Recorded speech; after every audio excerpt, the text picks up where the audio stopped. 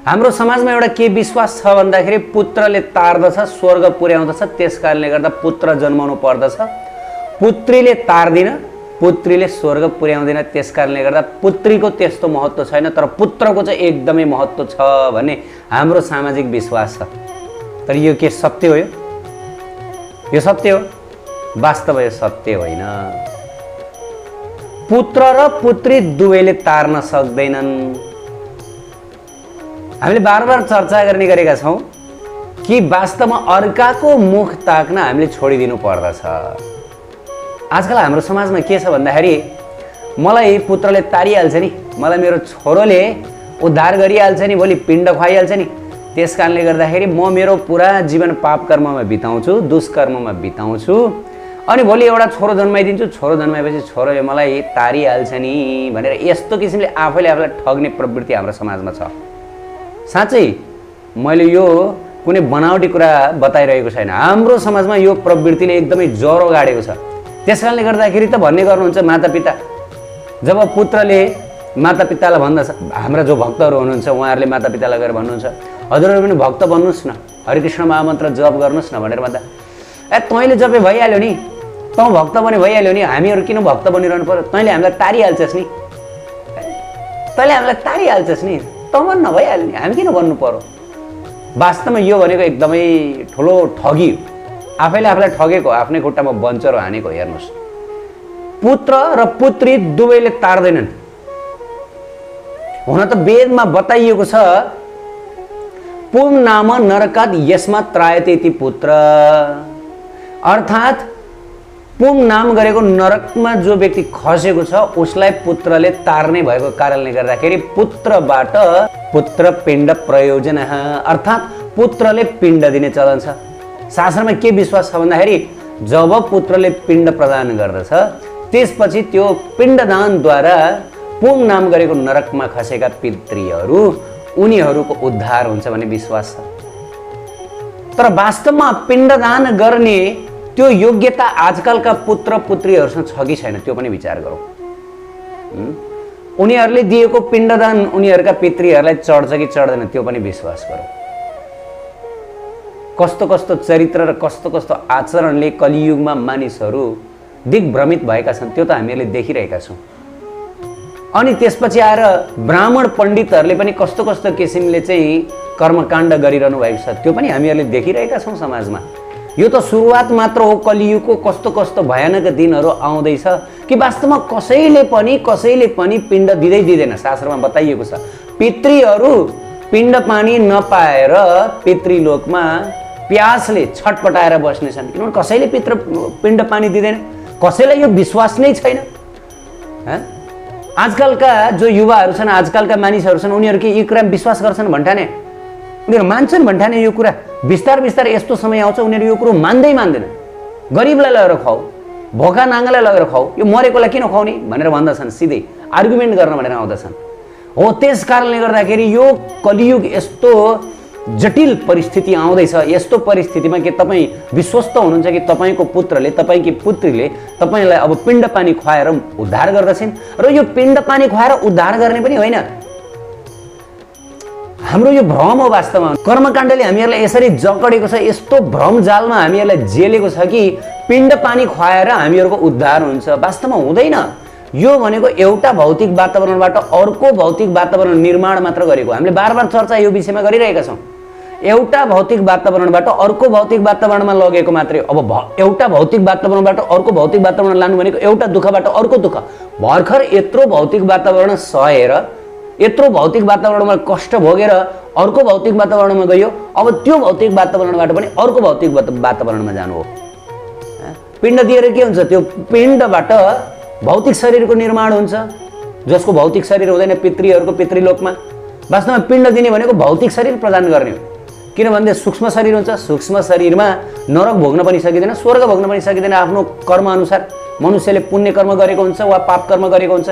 So त्यो दुवै कर्म त भोग्नु पर्यो, किनभने हामीले बार बार चर्चा गरेको छौँ कर्म नभोगिकन कर्दैन, भोग्नै पर्छ। चाहे यो संसारमा होस्, चाहे पृथ्वीलोकमा होस्, चाहे मर्त्यलोकमा होस्, चाहे स्वर्गलोकमा होस्, जहाँ पनि कर्म भोग्नै पर्छ। पुण्य कर्मको फल राम्रो भोग्नु पर्यो स्वर्गलोकमा, अनि पाप कर्मको फल नराम्रो भोग्नु पर्यो। त यो भौतिक जगत भनेको बस कर्मफल भोग्ने मात्रै हो, केही पनि होइन। कहिले पुण्य कर्मको फल भोग, कहिले पाप कर्मको फल भोग होइन। कहिले राम्रो हुन्छ तिमीलाई, कहिले नराम्रो हुन्छ, कहिले स्वर्गीय सुख, कहिले नारकीय दुःख, कहिले सर्दी, कहिले गर्मी, कहिले सम्मान, कहिले निन्दा। यो चक्र यो भौतिक संसारमा चलिरहन्छ, सधैँ एकनाश हुँदैन, कसैको जीवनमा पनि एकनाश हुँदैन। हामीहरूले कहिले पनि यो सोच्न सक्दैनौँ कि मेरो जीवनमा सधैँभरि चिची पापा मात्रै हुन्छ भनेर। हुँदैन। आज चिची पापा छ भनेदेखि भोलि विष पनि हुनसक्छ, आज सम्मान छ भने भोलि दण्ड पनि हुनसक्छ। त्यस कारणले गर्दा भौतिक वातावरण भनेको यो कहिले पनि शान्तिपूर्ण हुँदैन, कहिले पनि स्थिर हुँदैन। कुनै पनि कुरा भौतिक संसारमा स्थिर हुँदैन। त एउटा भौतिक वातावरणमा एउटा भौतिक वातावरणबाट अर्को भौतिक वातावरणमा ल्याउनु भनेको के हो? फेरि एउटा दुःखबाट अर्को दुःखमा ल्याउनु हो। त पिण्ड पानी दिएर के हुन्छ? पिण्ड, हेर्नुहोस् त, नामै पिण्ड। पिण्ड भनेको शरीर, अर्थात् शरीर प्रदान गर्ने, फेरि भौतिक शरीर प्रदान गर्ने र भौतिक शरीरकै वातावरणमा लिएर आउने। त यसबाट के जीवात्माले शान्ति प्राप्त गर्दछ, सुख प्राप्त गर्दछ? कुनै हालतमा होइन। वास्तविक सुख त यो भौतिक वातावरणबाटै मुक्त हुनुपर्ने हो। अब सुख दुःखको यो द्वैततामा बस्ने होइन, जहाँ केवल सुख, जहाँ केवल आनन्द मात्रै छ, त्यहाँ जाने हो भगवानको धाममा, जुन भौतिक वातावरणमा पर्दैन। गोलोक धाम, राधा कृष्णको चरण भौतिक वातावरणमा पर्दैन। त्यो भनेको वैकुण्ठ हो, अर्थात् जहाँ कुनै पनि किसिमको कुण्ठा हुँदैन, दुःख कष्ट भन्ने नै छैन, केवल प्रेम छ, केवल आनन्द छ। हो त्यहाँ गएर मात्रै वास्तविक मुक्ति, वास्तविक उद्धार हो। भौतिक संसारमा रहनु के वास्तविक उद्धार हो? तर हामीहरू भुलभुलाइमा परेका छौँ। कर्मकाण्डले हामीहरूलाई यसरी भुलभुलाइमा पारेको छ, होइन यो गर्नुपर्छ, यसो गर्नु। पिण्ड पानीले हामीलाई केवल पिण्ड मात्र दिलाउने हो, अर्को पिण्ड बनाउने हो। त पिण्डले हामीहरूलाई यत्रो दुःख दिइरहेछ, फेरि हामी यही पिण्ड चाहन्छौँ। त्यस कारणले गर्दा शास्त्रमा बताइएको छ, भलै जतिसुकै राम्रो तरिकाले पिण्ड पानी गरे पनि, छोरछोरीहरूले दिए पनि त्यसबाट उद्धार हुन सक्दैन जबसम्म व्यक्तिले आफ्नो उद्धार आफै गर्दैन। त्यस कारणले आफ्ना छोरछोरी, नाति पनाति खनातिको मुख ताकेर नबसौँ कि उनीहरूले मलाई उद्धार गर्दछन् भनेर। आजै आफ्नो उद्धार गर्नु। भगवत गीतामा भगवानले के भन्नुभयो? उद्धरेत आत्मनात्मनम आत्मनम वसादयेत आत्मै प्रियात्मनो बन्धुरात्मै प्रिपुरात्मन। अरे तिमी आफ्नो शत्रु हो भनेदेखि तिमी आफ्नो उद्धार गर्दैनौ आफ्नो आत्माको, तिमी आफ्नो मित्र हो भने तिमी आफ्नो आत्माको उद्धार गर्दछौ। अरे किन अर्काको मुख ताक्ने हामी? किन मेरो छोरोले मलाई पिण्ड खुवाइदिन्छ अनि मलाई उद्धार गरिदिन्छ? ग्यारेन्टी छ कि उसले तपाईँलाई पिण्ड खुवाइदिन्छ? पिण्ड खुवाएर पनि तपाईँको उद्धार भएन। अल्टिमेट तपाईँ भौतिक वातावरणमै आउनु पर्यो। तपाईँ त्यसैलाई मेरो उद्धार भनेर सोच्नुहुन्छ भने त इट्स ओके। नेपालबाट अमेरिका जानु के त्यो उद्धार हो भने? एउटा असुविधापूर्ण स्थितिबाट सुविधापूर्ण भौतिक स्थितिमा जानु भनेको त्यो उद्धार हो? होइन, यो त चक्र हो। यो त चक्र चलिरहन्छ। भौतिक संसारको चक्रमा जेलिनु हो यो वास्तवमा। कहिले सुख, कहिले दुःख, कहिले राम्रो, कहिले नराम्रो। हामी राम्रो नराम्रो, कहिले सुख, कहिले दुःख, कहिले सर्दी, कहिले गर्मी, यसबाट हामी मुक्त हुनुपर्छ। हामी सधैँभरि आनन्द भइरहने ठाउँमा सच्चिद आनन्द धाम, गोलोक धाम जानु पर्दछ होइन। त त्यसको लागि त भक्ति नै गर्नु पर्दछ, भगवानको नामै जप्नु पर्दछ, राधा कृष्णको भक्ति मार्गमा लाग्नु पर्दछ होइन। त्यो अरूले गर्दैन हुँदैन, आफैले गर्नु पर्दछ। नत्र भने स्वर्ग नरकको यो चक्करमा हामी घुमेर बसिरहनु पर्दछ। कहिले स्वर्ग जाऊ, कहिले नरक जाऊ, कहिले पृथ्वीमै 84 को योनि भोग है। वास्तवमा जीवन हाम्रो स्थिति शाश्वत हुँदैन के। न हाम्रो सुख स्थायी हुन्छ, न हाम्रो दुःख। सुख दुःख केही पनि स्थायी हुँदैन यो संसारमा। 14 लोक त्रिभुवन जहाँसुकै घुमे पनि। त्यस कारणले गर्दा सच्चा उद्धार भनेको जब हामी आफैले यो जीवनमा भक्ति गर्दछौँ, आफैले यो जीवनमा भगवानको नाम रूप गुण लीलाको हामी भजन गर्दछौँ, भक्ति मार्गमा लाग्दछौँ। हो त्यो गर्यो भनेदेखि अब कसैको भर पर्नु पर्दैन। मेरा छोराले मलाई पिण्ड खुवाइदेलान् भनेर पनि भर पर्नु पर्दैन। खुवाइदिए खुवाउँ, नखुवाए नखुवाउँ। किन भन्दाखेरि जो भगवानको भक्त हो, जसले आफ्नो जीवन भक्तिमय तरिकाले बिताएको छ भनेदेखि त ऊ त सिधै मृत्युपछि भगवानको धाममा जान्छ।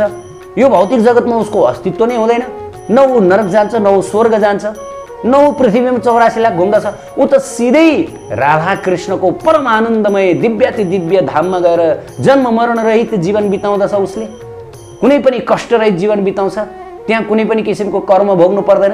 एकदमै परम दिव्य शब्दमा वर्णनै गर्न नसकिने सच्चिद आनन्द भगवत सेवा प्राप्त गर्दछ। परम भाग्यशाली बन्दछ भगवत सेवाद्वारा, भगवत भक्तिद्वारा होइन। त यदि यो गर्यो भने हाम्रो उद्धार भयो। वास्तविक उद्धार भनेको यो हो। यो अर्काको मुख ताकेर उद्धार हुँदैन प्रिय भक्त सज्जन।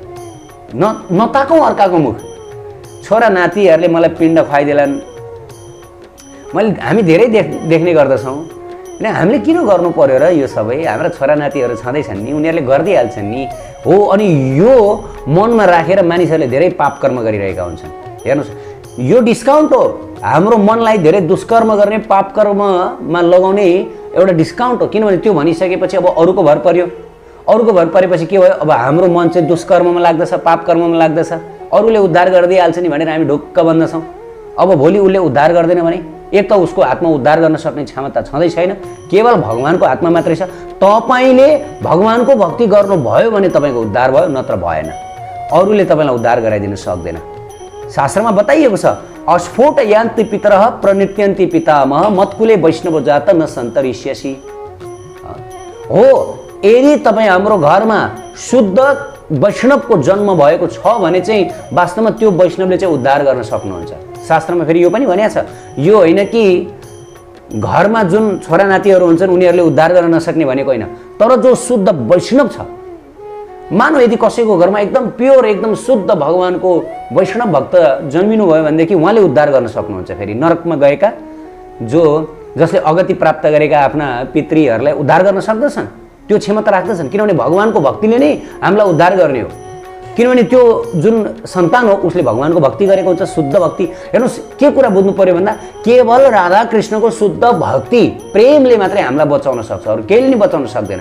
यदि हाम्रा सन्तानहरू भगवानको भक्तिमा लाग्दछन् भने उनीहरूको भक्तिको फल हामीहरूले प्राप्त गर्दछौँ। तर आजकल भइरहेको के छ? भक्तिमा को लागिरहेछन्? हेर्नुहोस् त, आधुनिकताले, नास्तिकताले सब नास्तिक बनिरहेछन्, सब नास्तिक। र बाबुआमा चाहिँ एकदमै नाक ठुलो बनाएर बसिरहेछन्। छोरो नास्तिक भयो, छोरी नास्तिक भइन् भनेर नाक ठुलो बनाउँदछन्। युरोप अमेरिका पढ्न पठाउँदछन् र त्यहाँको कुसंस्कार सिक्दछन्, राम्रो ज्ञान पाउँदैनन्। अरे यो आहार निन्द्रा भए मैथुनको ज्ञान पारे के हुन्छ? खाने, सुत्ने, स्त्री पुरुष सँग गर्ने, यो मात्र शिक्षा छ, अरू केही पनि छैन। तिम्रो आँखाले जे देख्छौ त्यही मात्र सत्य हो, मरेपछि केही पनि छैन है, यो सब मिथ्या हो भनेर भन्दछन् त्यतातिर। तर हाम्रो वेदले त्यो भन्दैन। वास्तविक जीवन त मृत्युपछि सुरु हुन्छ भनेको छ। हामीले जीवनमा गरेको कर्मफल, चाहे सत्कर्म होस् चाहे दुष्कर्म होस्, त्यसको फल भोग्नु पर्दछ भनेर शास्त्रमा बताइएको छ। भक्ति गर्दछौँ भनेदेखि त्यही अनुसारको हामीले फल प्राप्त गर्दछौँ। यथाम प्रपद्यन्ते तामस्तथैव भजाम्यहम् मम वर्तमानु वर्तन्ते मनुष्य पार्थ सर्वश। भगवानले बताउनु भयो, जसले जसरी मेरो भक्ति गर्दछ म त्यही अनुरूप उसलाई म रिवार्ड गर्दछु, फल प्रदान गर्दछु, होइन? केवल भक्तिले मात्र बचाउन सक्दछ। र अब आजकल हामी देख्न सक्दछौँ कति छोराछोरीहरूले भक्ति गरिरहेछन्, अरे भगवानको नाम पनि सुन्न चाहँदैनन्, कान थुन्दछन्। उनीहरूलाई सिनेमाको गीत भए पुग्दछ, केटाकेटी डिस्को गर्न पाए पुग्दछ, उनीहरूलाई घुमफिर गर्न पाए पुग्दछ, मोज मस्ती, रक्सी, बियर पार्टी, के छ उनीहरूले? सद्गुण केही छ? वास्तवमा कलियुगमा भयानक स्थिति छ। सब वर्णशङ्कर सन्तानहरू जन्मिरहेका छन्, धार्मिक सन्तानहरू जन्मिरहेका छन्। शास्त्रमा बताइएको छ, यो आँखा जुन आँखाले देख्दैन बरु त्यो झिकेर फालिदिँदा राम्रो हो। त्यसै गरी जुन पुत्र भगवानको भक्त छैन त्यो पनि त्यो बिग्रेको आँखा जस्तै हो, हुनु र नहुनु एउटै हो, बेकार भार मात्रै हो भनेर शास्त्रमा बताइएको छ। हेर्नुहोस्, अब को चाहिँ धार्मिक पुत्रहरू छन् अहिले? कसले विश्वास गर्दछन् भागवतमा? कसले विश्वास गर्दछन् राधाकृष्णमा? राधाकृष्णको नाम लियो भनेदेखि ए राधाकृष्ण विश्वासै गर्दैन। ल, को हो राधाकृष्ण? थाहा नै छैन उनीहरूलाई। गोलोकधाम के हो थाहा छैन उनीहरूलाई। युरोप अमेरिका मात्रै थाहा छ, गोलोकधाम थाहा छैन। प्रेम धर्म के हो थाहा छैन। किन भगवानको धाममा जानुपर्छ, किन राधाकृष्णको सेवा गर्नुपर्छ, यो थाहा नै छैन। एकदमै डल। भौतिक रूपले त एकदम बुद्धिमान छन्, स्मार्ट छन्, तर आध्यात्मिक रूपले बहुत पथभ्रष्ट छन्, बहुत ढिला छन्। अनि कसरी उद्धार हुन्छ प्रिय भक्त भागवत? अनि त्यस कारणले गर्दाखेरि तावत भ्रमन्ति संसारे पितरः पिण्डस्तत्परः यावत कुले सुतः कृष्ण भक्तो युक्तो न जायते। शास्त्रमा यो बताइएको छ। पितृहरू तबसम्म संसारमा घुमिरहनु पर्दछ पिण्ड खानको लागि। कहिले यो जन्म, कहिले त्यो जन्म, कहिले यो परिवार, कहिले त्यो परिवार घुमिरहनु पर्दछ। यो कहिलेसम्म रे? जहिलेसम्म उनीहरूको कुलमा कृष्ण भक्त सन्तानको जन्म हुँदैन। शास्त्रमा त बताइयो हो, जो कृष्ण भक्त उसले उद्धार गर्न सक्छ, अरूले उद्धार गर्न सक्दैनन्। तर कृष्ण भक्त सन्तान प्राप्त गर्नु बडो दुर्लभ छ, बडो दुर्लभ छ। त्यसको लागि तपाईँ पनि कृष्ण भक्त हुनुपर्छ। यो होइन कि माता पिता कृष्ण भक्त नभइकन तपाईँका छोराछोरीहरू कृष्ण भक्त बन्न सक्छन्। कसरी हुन सक्छ? किनभने घरमा जे संस्कार हुन्छ त्यही सिक्ने हो। यदि घरमा भक्तिको संस्कार छैन, मातापिता नै भक्त छैनन्, मातापिता नै होइन विषय वासनामा डुबेका छन्, मातापिता नै जे पाए त्यही खान्छन्, मातापिता पनि नास्तिक छन्, मातापिता नै वास्तवमा एकदम नरककुण्डका वासी छन् भनेदेखि अब कसरी छोरछोरीहरू भक्त बन्न सक्छन्, कसरी उनीहरूले संस्कार सिक्न सक्छन्? सिक्दैन नि। हो, त्यसको लागि घरमा भक्त हुनु पर्यो, मातापिता सर्वप्रथम गुरु हुनु पर्यो। शास्त्रमा के बताइएको छ? मातापिता नै गुरु, मातापिता पहिलो गुरु। मातापिताले घरबाट यो संस्कार सिकाउनुपर्छ, भक्तिको, भगवान चिनाउनु पर्छ। विषय वासना चिनाएको हुन्छ आजकल, कसरी भोग गर्ने, कसरी खाने, कसरी पैसा कमाउने, बस यही मात्र छ। पैसा पैसा कसरी खनखन गरेर पैसा कमाउने, त्यसले कसरी उद्धार हुन सक्छ? अनि कसरी मेरा सन्तानहरूले हाम्रो उद्धार गरिदिन्छन् भनेर हामी एक्सपेक्ट गर्न सक्दैछौँ? गर्न सक्दैनौँ नि, हैन? त्यस कारणले गर्दाखेरि प्रथमत अरूको भर पर्नु व्यर्थ हो, अरूको भर पर्नु व्यर्थ हो। हुन त शास्त्रमा बताइएको, क्लियर बताइएको छ, हैन? पुत्र पिण्ड प्रयोजन, अर्थात् पुत्रले पिण्ड दिन्छ के को लागि? पुम नाम नरकास यसमा त्रायति पुत्र। त्यो पुम नामक नरकमा खसेका आफ्ना पितृहरूलाई उद्धार गर्दछ उसले। भनेको नरकबाट हामीहरूलाई झिकेर फेरि संसारमा एउटा पवित्र कुलमा जन्म हुन सक्छ यति राम्रोसँग पुत्रले आफ्नो कर्म गरिदिएको छ भने। भौतिक स्थितिबाट अर्को भौतिक स्थितिमा जन्म, त्यो त्यति राम्रो होइन, राम्रो होइन। अरे बाबा, यति बेला पृथ्वीमा तिम्रो जन्म छ, मनुष्य जीवन पाएको छौ, दुर्लभ जीवन, आफ्नो उद्धार आफै गर न। शास्त्रमा यस प्रकार बताइएको छ, लब्ध्वा सुदुर्लभमिदं बहु सम्भवन्ते मानुषम जन्म अर्थतम अनित्यम अप्रिय धीर। अरे अनित्य छ यो मनुष्य जन्म। बिष्टा खाने सुँगुर र मनुष्यको जीवनमा केही फरक छैन। जसरी त्यो सुँगुरले बिष्टा खाने सुँगुरको जीवन अनित्य छ, त्यसै गरी मनुष्यको जीवन पनि अनित्य छ। अरे जान यो अनित्य जीवन, केवल खाएर र कुदेर मात्र आफ्नो जीवन नबिताऊ, भगवत भक्ति गर, प्रेम धर्ममा लाग, राधा कृष्णको आराधना गरेर आफ्नो जीवन बिताऊ, नाम जप गर, यसबाट नै तिम्रो परम कल्याण हुन्छ। कर्मकाण्डको जालमा नफस, ज्ञान काण्डमा नफस, भगवत भक्तिमा लाग, बस भगवत भक्तिमा लाग, सत्सङ्ग गर, भगवत भक्तहरूको सत्सङ्ग गर, यसैबाट उद्धार छ। हो, भाग्य छ यदि भनेदेखि घरमा कृष्ण भक्त सन्तानको जन्म होला, त त्यसो आफू पनि भक्त बन्नु पर्यो, न त भक्त बन्न सकिन्न। प्रभुपादजी भक्त हुनुभयो किनकि उहाँको पिता भक्त हुनुहुन्थ्यो, वैष्णव परिवारमा जन्मनु भयो, त्यही भएर त शास्त्रमा बताए नि तबसम्म घरमा कृष्ण भक्त सन्तानको जन्म हुँदैन, तबसम्म ती पितृहरू पिण्ड खानको लागि घुमिरहनु पर्दछ संसारमा, जन्मने मर्ने जन्मने मर्ने, पिण्ड लिन आइरहनु पर्दछ। पितृहरू नाच्छन् रे पितृलोकमा कुन बेला? जब उनीहरूको कुलमा वैष्णव सन्तानको जन्म हुन्छ। वैष्णव सन्तानको जन्म भएपछि नाच्छन् भनिएको छ। तर अब कसरी ग्यारेन्टी लिन सक्छौँ कि हाम्रा सन्तानहरू वैष्णव नै हुन्छन् भनेर, शुद्ध भक्त नै हुन्छन् भनेर? जे पनि हुन सक्छन्।